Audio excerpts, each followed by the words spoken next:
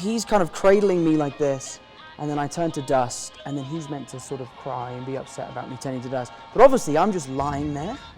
So he's doing the scene, and I've gone, "I'm sorry, Tony."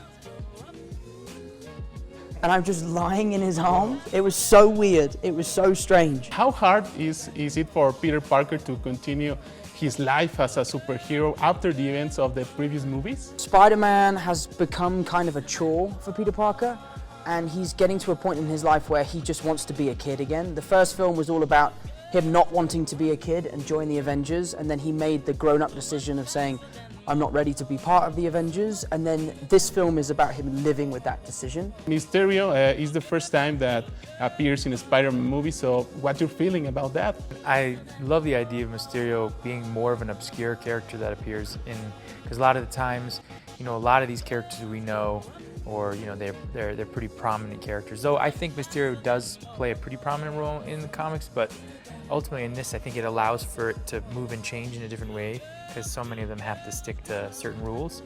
And in this case, I think it definitely does something different than people would expect, in that they team up to fight these elemental creatures.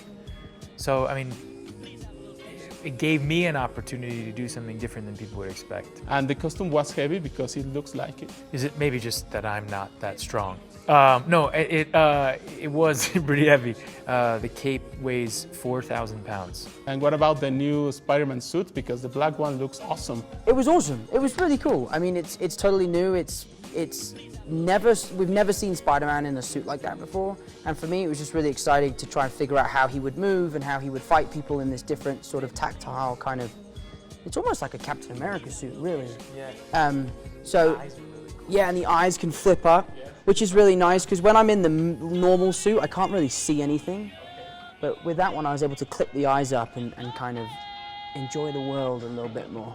Tony Stark is a kind of mentor for Peter Parker, but in the trailer we saw Nick Fury appears and guide Peter Parker for another mission. So I think the relationship with Tony Stark and Peter Parker is very much the sort of father-son kind of relationship. It's kind of a loving relationship, whereas the relationship with Nick Fury and Peter Parker is kind of like a tough love sort of relationship. He doesn't necessarily, yeah, we sort of butt heads a little bit. We're not totally friends, which is interesting because Peter Parker throughout my kind of iteration of this character has been friendly with everyone, apart from the Vulture, obviously.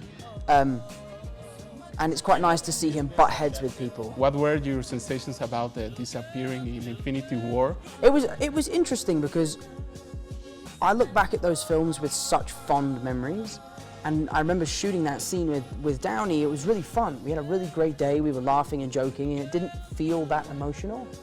And then when I watched it at the premiere, it was a real kind of kick in the teeth by how kind of gut-wrenching that scene was. But what was so funny is he's kind of cradling me like this, and then I turn to dust, and then he's meant to sort of cry and be upset about me turning to dust. But obviously, I'm just lying there. So he's doing the scene, and I've gone, "I'm sorry, Tony." And I'm just lying in his arms. It was so weird. It was so strange. But it was really fun. It was cool.